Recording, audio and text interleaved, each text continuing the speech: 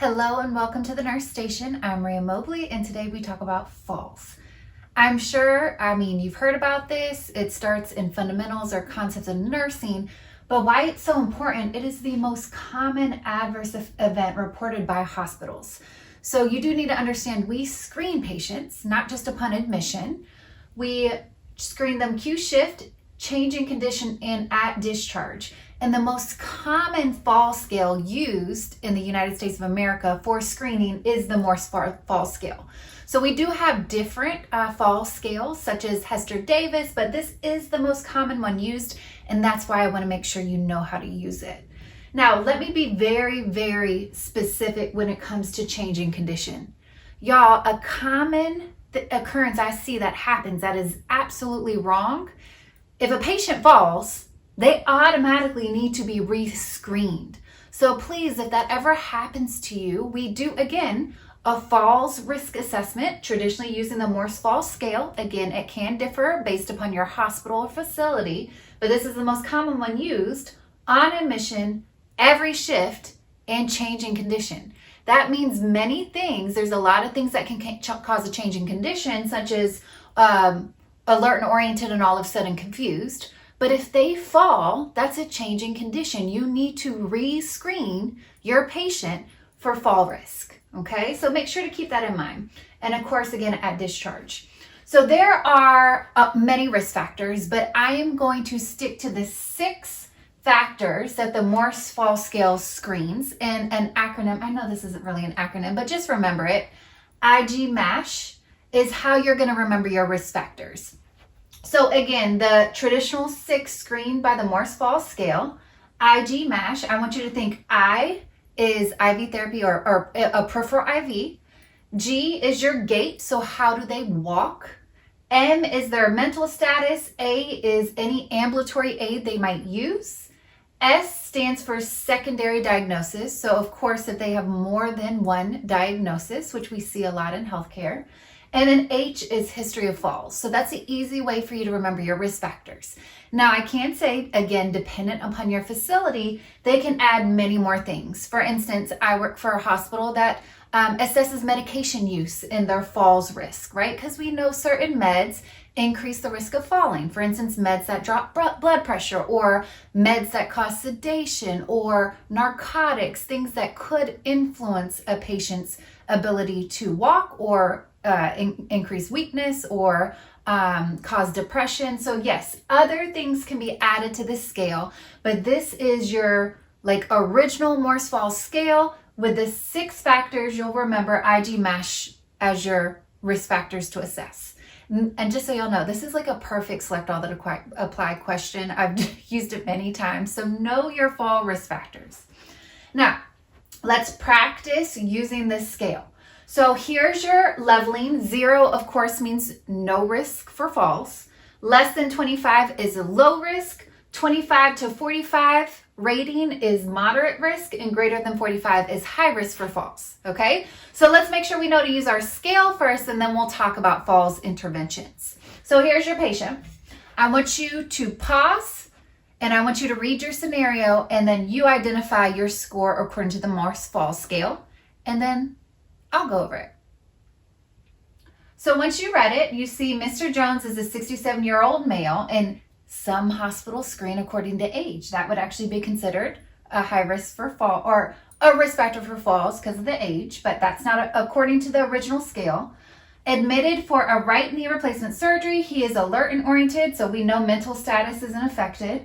He complains of pain with ambulation, and look, what does he use? He uses a cane, and he has a limp when ambulating, and also takes a narcotic. But the original scale does not look at medication, so we're following the original Morse Fall Scale. So what did you give points to? There is no evidence of history of falls, so you should have put a 0. There is no evidence of a secondary diagnosis. All you have in your information or your question is he is admitted for knee surgery. But we do have an ambulatory aid, and look at this. None or bed rest. Why would bed rest get a 0? Because literally they can't get out of bed. If they cannot get out of bed, how can they fall? So if you ever wondered why that's 0, it's because they can't get out of bed. Crutches, cane, or walker is 15, and furniture is 30. There are those patients that truly need an assistive device like a cane or walker, but have not gotten it, and they kind of use the bedside table or the chairs or the bed, anything to kind of hold on to as they walk. That is very unsafe, very unsafe. So that's why it's the highest rating. So for his use of a cane, we are going to give him a 15. Look, the client gets, the nurse administers 2 milligrams of morphine IV times 1 dose now. You should have acknowledged that they do have an IV. And off-gate, y'all, an IV. What hospitalized patient doesn't have an IV? I mean, rare to none, right? So almost all the time, according to this scale, if it's a hospital patient, an inpatient, right? We do have different settings like long-term care facilities or outpatient ambulatory settings, but in the hospital, majority of the time they have an IV and their score is automatically a 20. So just keep that in mind. So yes, he has IV. His gait. Now I'm interested to know how y'all rated this. He has a limp. So did you say weak or impaired? You should have said impaired. He has an impaired gait with his limp, so give him a 20. And look down here, we know it says he's completely oriented, that there's nothing wrong with mental status. So when we calculate this score, it's a total score of 55. This patient would fall into a high fall risk category, and your intervention should show that. So let's talk about how we implement falls interventions. So I need y'all to understand there are universal fall precautions. That means anybody you are caring for should have these things done, right? Everyone should be oriented to their environment. Their call bell should be in reach. Their belongings should be close by. How many times are patients getting up or reaching for a phone, right? We want to make sure it's close and within reach. Bed devices are locked. That is nursing safety 101. Your bed should be in low position, or if they're in a chair, the chair wheel should be locked. The bed wheel should be locked. Always devices in low positions with wheels locked. That is just basic safety. Adequate lighting, appropriate footwear. This is very important. Y'all know I've taught for, I don't know if it's a long time, but it's actually in the academic, so the university setting, because I still pick up classes when I can. It'll be going on 10 years, and I've done a lot of clinicals with students. I need y'all to understand, if you ever get a patient up with nothing on their feet, that's unsafe. That is not okay. Don't ever get a patient up in bare feet. They need to have an appropriate footwear on, whether that's the non-skid footwear, the socks the facility provides, or just their traditional shoes. Don't get patients up bare feet. So they need to have appropriate footwear. Clutter-free environment, of course, many things you can trip over, IV tubing, oxygen tubing. So make sure they have a clutter-free environment, and the patients need to be educated. Hey, please call out for assistance if you need help getting up. Hey, please reach out to us. Hey, if you just gave them a narcotic or a medication that drops blood pressure, please don't get up without assistance. The patients and families need to be educated to keep them safe from falling. So that's universal falls precautions. And mind you, dependent on your facility, again, there can be many more universal precautions that they deem appropriate. Now, if they are a fall risk, let's talk about what we need to implement. They should be identified in some way. There are so many healthcare providers and healthcare teams that they need to know what's going on, right? Respiratory therapists, physical therapists, nursing team, healthcare providers. We need to always have a visual hallmark of this patient is a fall risk and certain things need to happen. So I've worked for different hospitals, and traditionally, if y'all see that yellow ID band and the yellow socks, right? A lot of hospitals have like a color coding of their fall risk, a way to identify the patient. So ID band, some color coding that the facility uses to make sure people know, hey, this is a fall risk patient. Scheduled toileting.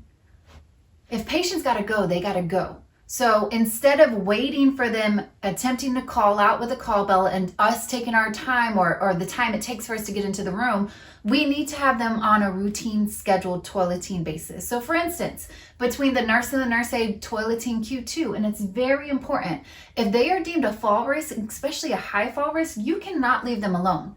You don't put them on the toilet and say, I'll be right back. No, that's unsafe. We need to stay with those especially high fall risk patients when they're toileting. Frequent rounding. So increasing the frequency we round on our patients. Move them closer to the nurse's station. Y'all, that is just safety. The closer you are to the nurse's station, the more people are around it and walking past that room, right? We would be leaving these doors open to make sure we have a line of sight on these patients. Bed and chair alarms. So we can set specific alarms to, based upon weight changes, know if they're attempting to get out of bed. That's a good fall intervention. Fall mats, and then reorient confused patients as necessary. So if a patient's confused, remind them, hey, Mr. Smith, you are in this facility. You are here because of, I am your nurse, and you always need to hit this button if you need help getting out of bed, or whatever it might be. So make sure you do that. And I realized I skipped over side rails ×2 at the top, just universal fall precautions. Y'all, this goes back to basic safety. Minimal, the 2 side rails at the head of the bed need to be up. I've been walking into rooms lately and I see the 2 side rails at the bottom of the bed up. That's not safe. 2 side rails at the top of the bed, minimal. We would never put all 4 side rails up because that's considered a restraint, right? So this is also basic safety to protect your patients from falls. So my goal of this is to, again, give you kind of an acronym to remember your fall risk factors based upon the original Morse Fall Scale. So IG MASH, IV, gait, mental status, ambulatory aids, secondary diagnosis, and history of falls. Easy way to remember those risk factors to make sure you know how to use the Morse Fall Scale, because you absolutely will be assessing patients and charting it when you get into clinicals, and then making sure you know how to implement always universal fall precautions. And then if they are deemed a low, moderate, or high risk, you do have to take additional fall interventions. So as always, y'all can do this. I am so excited for y'all to get to the bedside, and take care.